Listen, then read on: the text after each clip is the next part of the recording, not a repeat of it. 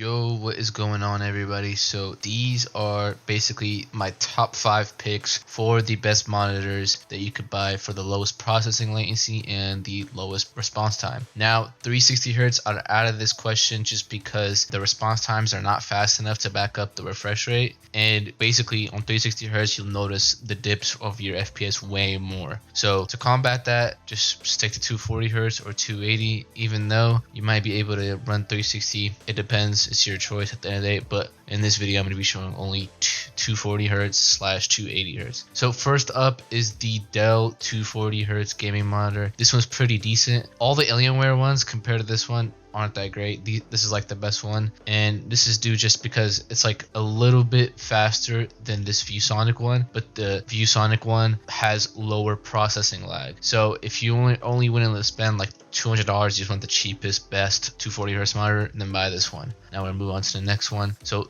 this one is a step above the Dell monitor, and it's very cheap. It's a TN panel. It's 280 Hz, and basically it has great response times, but compared to the VG259, it's a little bit higher latency in terms of processing.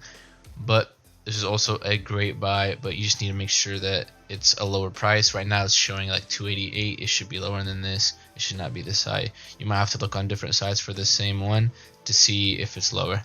I'm going to move on to the next one, which is the VG259QM. It's basically a slight upgrade over the VG258QM. A little bit better, so get this if you want. It honestly depends on your budget. All these monitors are great. They look great. And the ViewSonic Omni is also great. This is basically the same price as this. And honestly, I think the ViewSonic one might be better than this one, than the other one.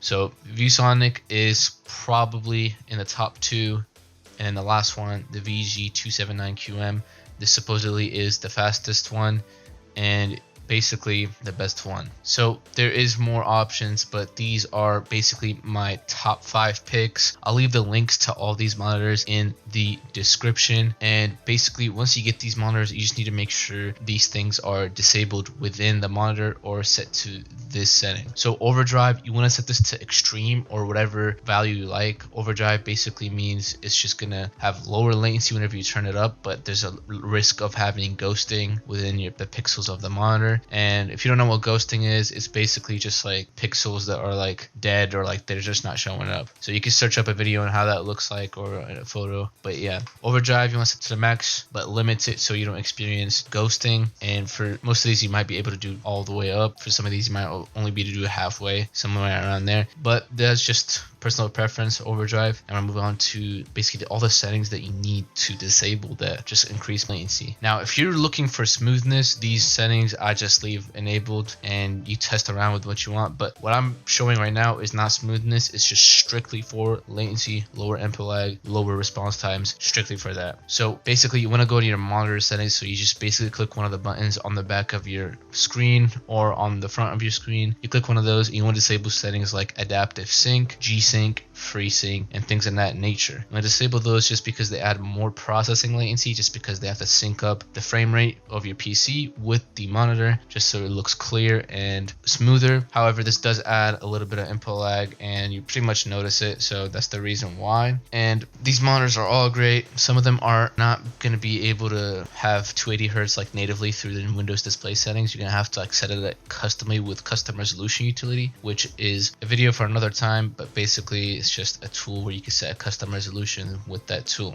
But anyways, that's pretty much it for this video, guys. If you want a full PC optimization service where you get lower input lag, lower system latency, smoother gameplay, and better FPS, head over to the link in the description. Book an optimization with me. I'll do everything for you. I give you upgrade advice if you need it. I give you recommendations on things of like monitors, peripherals, things of that nature that are directed towards low latency competitive gaming. And yeah, thank you guys for watching. Subscribe for more, like this video, and comment down below what you want to see next.